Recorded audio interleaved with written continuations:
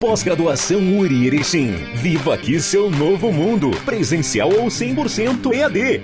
Inscrições abertas. uricer.edu.br/pós. Pós-graduação URI. O conhecimento muda a sua vida.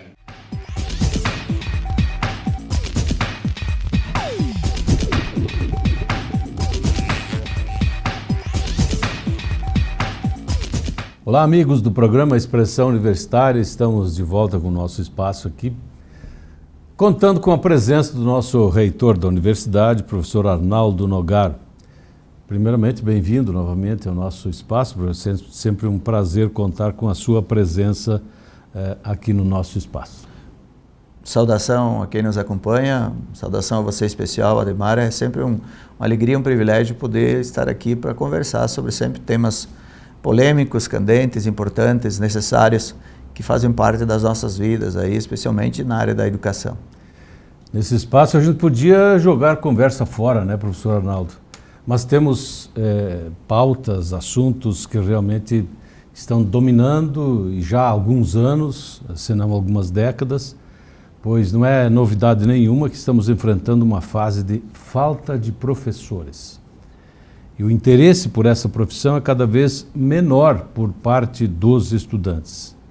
A questão vem preocupando inclusive as universidades comunitárias, como é o caso da nossa Universidade Regional Integrada do Alto Uruguai e das Missões. Então, para analisar essa situação, nós contamos com a presença do nosso reitor, Arnaldo Nogar. Professor, como é que nós chegamos nessa situação? Afinal, de quem é a culpa, se é que tem algum culpado? Olha, na verdade, Ademar, é um problema complexo, né? E problemas complexos não têm apenas um fator ou uma causa, né? A gente poderia analisar sob diferentes perspectivas. Se a gente tomar como referência, aí eu lembrava hoje que em 1995 a gente fazia fórum, aí nós fizemos um fórum para discutir a crise das licenciaturas, né?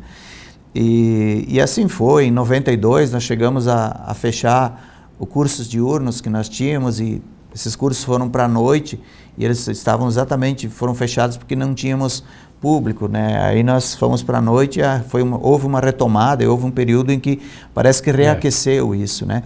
E hoje nós voltamos de novo a esse ciclo, que é um ciclo que é preocupante porque ele não tem ele já está longo demais. E que ele tem a ver exatamente com uma série de fatores. A gente poderia analisar a questão de que, em termos de Brasil mesmo, e quando eu falo Brasil, estou falando da responsabilidade dos estados, também dos próprios municípios, né? Porque a realidade, essa falta de professores, não é uma situação só do segmento da escola pública. Hoje, nós temos muitas escolas particulares hoje que enfrentam dificuldade para conseguir professores em determinadas áreas. Então, essa questão de uma ausência de uma política efetiva no sentido de políticas continuadas, né? Eu tomo como exemplo o curso de pedagogia. Nós tínhamos o curso de pedagogia, primeiro era pedagogia, vamos dizer assim, generalista, depois, lá em 2002, 2003, não, tem que ser educação infantil e anos iniciais separados. Depois veio a discussão pedagogia não mais, então normal superior. Aí extingue o normal superior, volta a pedagogia. Aí, tem que ser pedagogia generalista de novo. Daí vieram novas diretrizes. Aí agora volta a discussão sobre os anos iniciais de educação infantil. Então, tu não tem uma política efetiva, continuada, e que faz com que efetivamente se tenha uma segurança, inclusive, sobre a questão dos processos de formação de professores, além das outras áreas, né? Eu tenho até um quadro que me parece importante. Se a gente for ver, eu me dei o trabalho de fazer aqui uma timeline desde 2013, por exemplo, dentro da universidade, né? Quando você fala de onde vem essa questão, quantas ofertas nós tínhamos de cursos de licenciatura. Então, isso nas nossas 6 unidades. Nas 6 unidades. Em 2013, e aí eram cursos de biológicas, educação física, história, português, inglês, matemática e pedagogia. Em 2013. Antes disso a gente já teve, nós praticamente tivemos todas. Era química, era filosofia, era geografia, nós tínhamos praticamente todas as licenciaturas nós tínhamos, né? Então, 2013, 21 ofertas. Tá? 2014, 18 ofertas. 2015, 18 ofertas. 2016, 15 ofertas. 2017, 14 ofertas. 2018, 15 ofertas. 2019, 10 ofertas. 2020, 6 ofertas. 2021, 3 ofertas. 2022, 2 ofertas. Se você pega 21 ofertas em 2013, para em 9 anos, reduziu para 2 ofertas. Só temos hoje pedagogia em Erechim e Santo Ângelo, praticamente, que mantiveram vestibular agora. Só pedagogia. Tá? Na modalidade presencial, sim, é claro. Presencial. Por isso que depois a gente foi até para a modalidade EAD, numa tentativa de manter vivas essas áreas do conhecimento. Porque a falta de professores que a gente sente, a falta de licenciados, também é um problema para a universidade. Porque você retira de dentro da universidade aqueles cursos que têm a formação pedagógica, que são núcleos pensantes das humanidades, das diferentes áreas do conhecimento, que dão, inclusive, suporte à parte pedagógica para os outros cursos, considerados cursos mais técnicos ou de formação mais específica. Então, essa questão, como é que a gente chega? A gente chega, por uma série de situações. Né? Eu vejo, professor Arnaldo, que em outros países a profissão de professor, né, não é apenas uma missão. Aqui no Brasil parece que é uma coisa um pouco lúdica, você professor, mas é uma profissão também e que precisa necessariamente receber a devida valorização. Então, em outros países, o professor, especialmente do ensino infantil, é muito mais valorizado que várias outras profissões. Então, acredito que até nós darmos essa volta toda, vai ser difícil. Nós temos, na verdade, assim, algumas questões para a gente pensar. No Brasil, por exemplo, o professor que tem a menor remuneração, estou isso falando regra geral, porque não é a realidade em todos os estados. Porque nós temos estados, municípios. Nós temos, por exemplo, um piso nacional da categoria. Mas quantas redes, quantos municípios, quantos estados efetivamente pagam esse piso nacional para o professor? Tá? Então, essa é uma realidade. E aí que faz com que muitas vezes aquele professor que tem uma menor remuneração é o professor que trabalha no início da escolaridade. Quando na verdade devia ser o professor mais qualificado e mais preparado e o melhor remunerado pelo nível de intervenção que ele tem que fazer com as crianças em desenvolvimento. Mas nós temos uma pirâmide invertida, que exatamente o professor do ensino superior acaba sendo melhor remunerado e o professor da educação infantil, por exemplo, é o que tem menor remuneração. Né? Em outras sociedades a gente não se evidencia isso.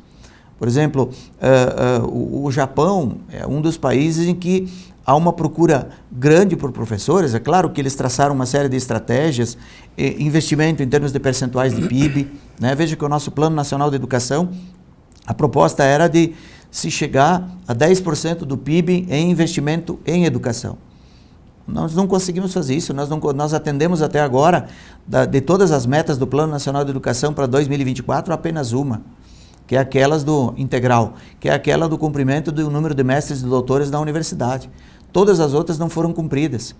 E basicamente isso tem como pano de fundo a questão financeira. Porque sem recurso você não faz educação. Sem recurso tu não remunera melhor o professor, tu não coloca melhores condições de trabalho na escola. Então, tem a ver com essa questão do prestígio social do professor, que, no meu entendimento, tem a ver com alguns elementos. Com a questão do conhecimento do professor, tem a ver com a questão da remuneração que o professor recebe, tem a ver com aquilo que a gente chama uma espécie de um status de origem, que tem a ver com os elementos culturais. Quer dizer, de onde vem o professor e a pessoa que se candidata hoje para ser professor. Que cabedal cultural essa pessoa tem. Isso também é importante, porque a universidade não consegue fazer tudo, a universidade faz uma parte. E se essa pessoa já chega fragilizada num curso de formação de professores, é natural que ele vai ter problemas logo adiante. E paralelo a isso também tu começa a olhar, eu assisti uma palestra de uma pessoa da Finlândia, né? Que quando a gente fala dessas coisas, todo mundo diz assim, mas vocês citam lá Finlândia, Japão, isso não é da nossa realidade, mas o que vale citar aqui é para a gente entender o que ele quis dizer. E ele mostrou que o país teve uma guerra civil, e nessa guerra civil praticamente foram dizimados muitos professores. E o país se deu conta de que sem professor não ia a lugar nenhum. E eles fizeram um investimento maciço, em termos inicialmente de patamar salarial, e fizeram critérios rigorosos de ingresso na profissão. Desde teste vocacional, tu falou aí, se a pessoa tem aptidão para isso ou não. Então você, eu quero ser professor. Mas cara, tu não tem aptidão para isso. Então tu não vai entrar, tu não vai fazer o curso, tu não vai fazer formação. E eles conseguiram, praticamente em 10 anos, chegar ao topo do ranking educacional do mundo. Com essas iniciativas. Se for considerado uma década, assim, não é tão expressivo, mas para o público estudantil, 10 anos é uma geração, né? É uma geração e mais preocupante, Ademar, porque, na verdade, é assim, muitas dessas, quando eu falo desse timeline aqui da universidade, da formação das nossas licenciaturas, você praticamente hoje desconstituiu todos os colegiados de formação dentro da universidade. Você não tem mais essas pessoas. Se você quisesse oferecer esses cursos, você teria que praticamente começar do zero, em alguns cursos, a fazer contratação de pessoal para fazer isso. E eu estou dizendo isso é preocupante porque hoje 74% da formação de professores é feita por instituições privadas, né? 26% está no setor público.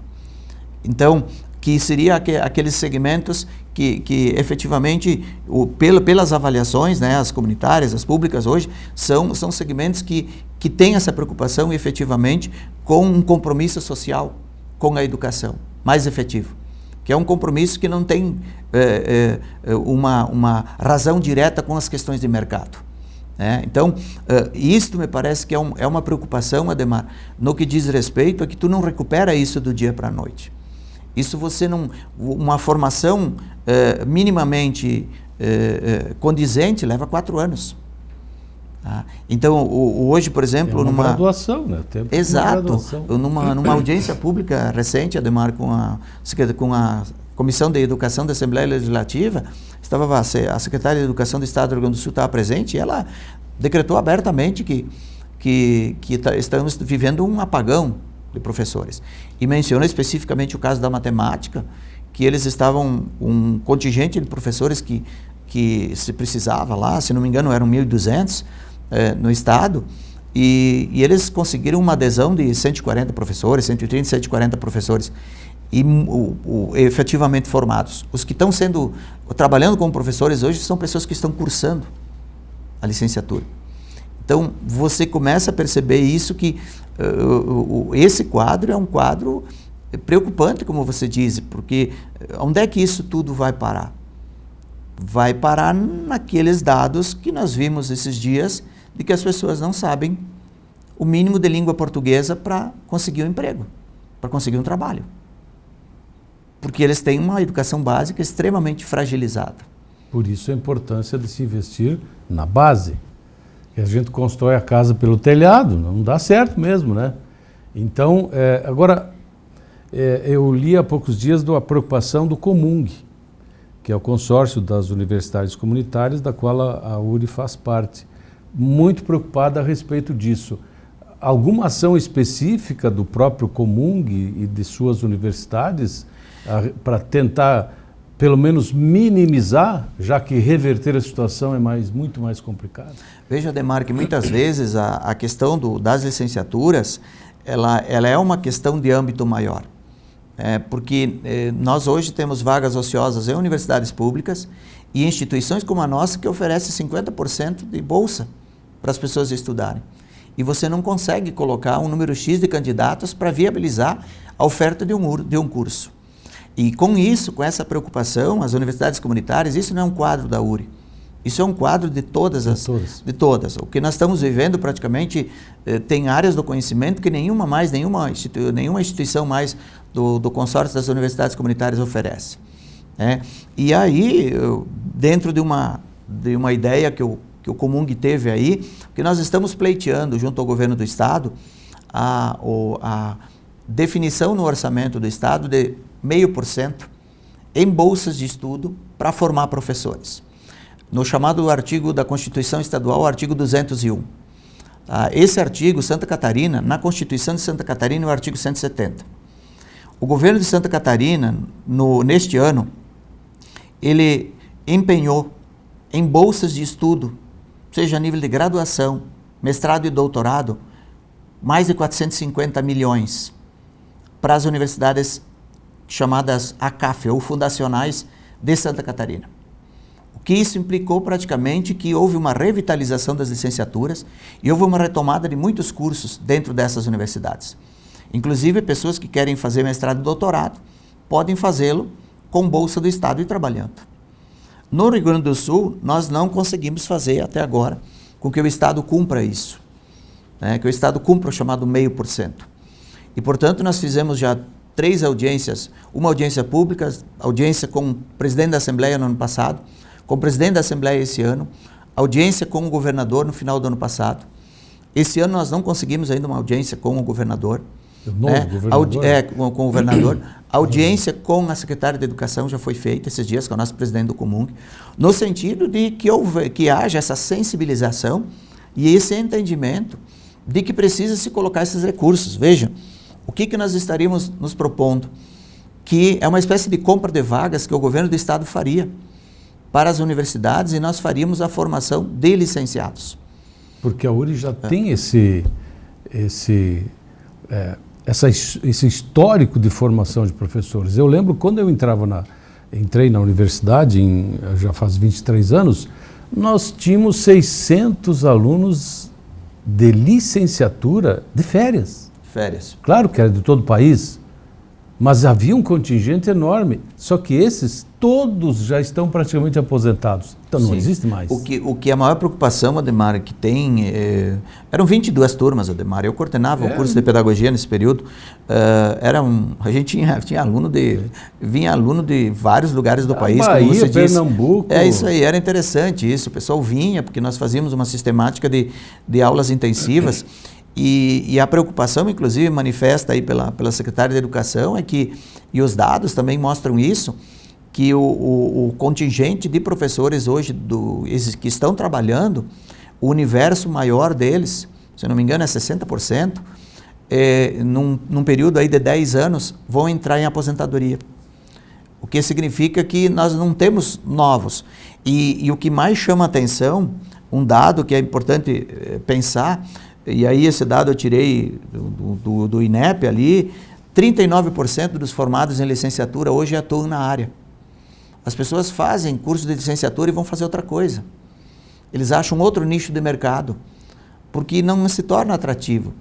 E aí tem a ver com aquilo que eu disse, né? Com a questão da valorização, tem a ver com o salário, e também não só isso. Eu acho que o que nós precisamos pensar a questão do próprio ambiente da escola, as condições de trabalho. Hoje, indiscutivelmente, é muito difícil trabalhar com o perfil geracional que nós temos hoje. Com professores muitas vezes assustados, ameaçados, com violência. Não pode nem sequer um pouquinho ser enérgico com o aluno. A questão toda, muitas vezes, que as próprias famílias não têm a compreensão, não há uma transferência de responsabilidade do processo educativo para a escola. O que sobrecarrega a escola, sobrecarrega os professores. Então, muitas vezes uma série de outros projetos são trazidos para dentro da escola, projetos complementares. Então, a escola, efetivamente, daquela sua missão, vamos dizer assim, aquele seu trabalho, que é a questão do conhecimento, da aprendizagem, essas questões todas, daqui a pouco você vira meio um estado emergencial de assistência social em alguns segmentos, porque ninguém consegue atender isso. Então, a questão do próprio atendimento emocional das crianças, jovens e adolescentes que chegam fragilizados, isso tudo dificulta o trabalho do professor. Porque, na verdade, a gente já tem um autor que ele até dizia assim, quem cuida do cuidador? Quem é que cuida da saúde emocional do professor? Quem é que se preocupa com ele? Então, ele fica nessa sobrecarga e as pessoas ficam pensando assim, eu vou fazer uma outra coisa que eu me sobrecarregue menos, que muitas vezes eu ganho o equivalente ou até mais, com menos estresse, não levo a atividade para casa. Certo, não precisa o aluno ficar ligando a todo momento, não precisa tirando ficar, dúvidas. entendeu? Então essas coisas todas, então existe uma série de elementos que fazem com que 3% dos jovens que saem do ensino médio hoje queiram ser professores. Esse número é estarrecedor. Você pega de cada 100 jovens que saem do ensino médio, 3 deles, 3% querem ir para um curso de licenciatura. Mas isso tem a ver assim com, de certa forma, nós também, professores, temos que pensar que imagem nós estamos transmitindo para eles. E talvez eles vejam essa relação, que é uma relação de sobrecarga do próprio trabalho do professor. Emocionalmente exaurido, tudo isso, a pessoa diz assim, eu não quero isso para mim. Eu não quero isso para mim. E às vezes dentro da própria família, o Celso Antunes, numa das suas falas que ele fez aqui na universidade, uma vez ele disse, quando a pessoa diz assim, eu quero ser professora, a família diz assim, meu filho, você pode mais, vai fazer alguma coisa diferente, Ou já vem a pessoa, olha, tu tem potencial para mais, como se não fosse uma atividade relevante, importante, necessária, fundamental. Então, isso também tem a ver com a forma como a própria sociedade valoriza esse segmento social. E quem entra numa licenciatura nem sempre tem o devido conhecimento, afinal de contas, o que é ser professor? Eu tenho que só entrar em sala de aula e transmitir meu conhecimento? Não, é muito mais do que isso. E saber da importância também, mas a sociedade como um todo me parece que não o reconhece. Não falo nem de políticas governamentais, mas a sociedade, como o senhor acabou de dizer, a família, muitas vezes, não reconhece.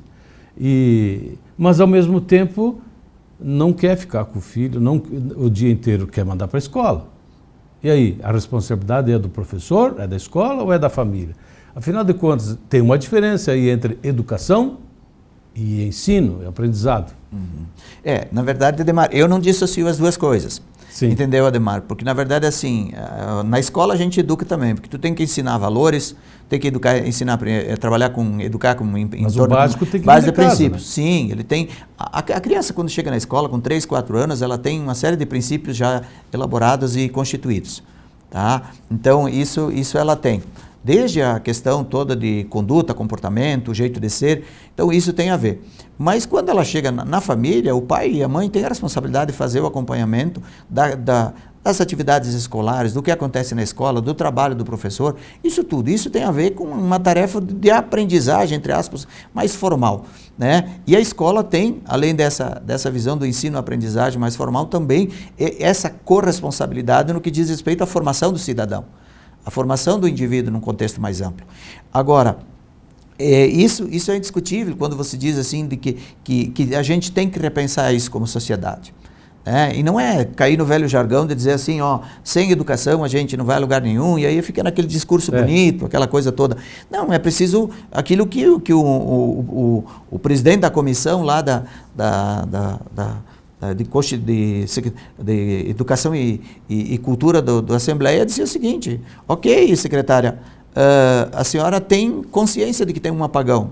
Bom, que decisão política nós vamos tomar então em cima disso?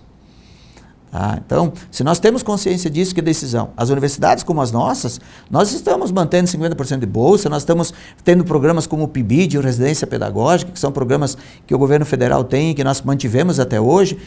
Estamos iniciando agora, estamos tentando abrir uma turma do PARFOR, o Programa Nacional de Formação de Professores, lá no campus de Frederico, que foi o campus que conseguimos no curso de Pedagogia para retomar.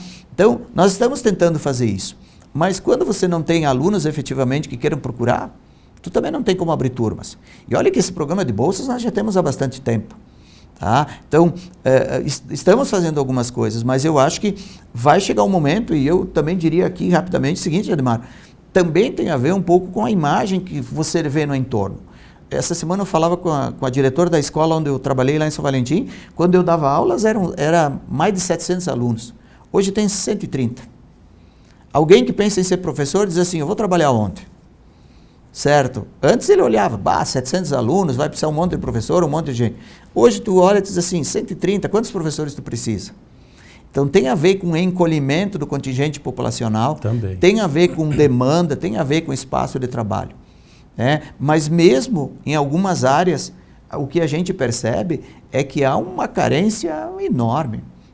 Eu praticamente assim, para não dizer toda semana, mas todo mês eu recebo ligação de algum diretor de uma escola ou de uma instituição pedindo, professor, tu conhece alguém que dessa área, daquela outra? E aí a gente não tem quem indicar, porque tu não forma mais gente, né? Então isso é algo extremamente preocupante. Professor Arnaldo, eu sei que esse papo podia ir longe ainda, porque, afinal de contas, nós não iremos resolver essa situação. Acredito que é ter esperança, trabalhar, incentivar e procurar alunos realmente interessados em seguir esta magnífica profissão. Meu pai sempre dizia, gostaria que tu fosse professor, mas eu não tentei. Mas, no fim, o jornalismo me chamou, falou mais alto, né? Então, professor Arnaldo, espero que o senhor continue nessa luta para convencer os alunos a seguir essa profissão e desejando, inclusive já comentando, e para encerrar, o senhor participa, o senhor forma mais uma turma de pedagogia essa semana. Então, sim, 23, isso. Então, vamos desejar que essa turma já comece, acredito que todas já estão trabalhando, né? Ok, professor, grato mais uma vez pela sua atenção. Obrigado. Por disponibilizar um pouquinho do seu tempo para vir aqui conversar conosco e com vocês aí de casa, trazendo informações relevantes a respeito dessa situação preocupante que é a falta de professores. Um abraço a você aí de casa que semanalmente nos prestigia aqui no espaço do Expressão Universitária. Até a semana que vem.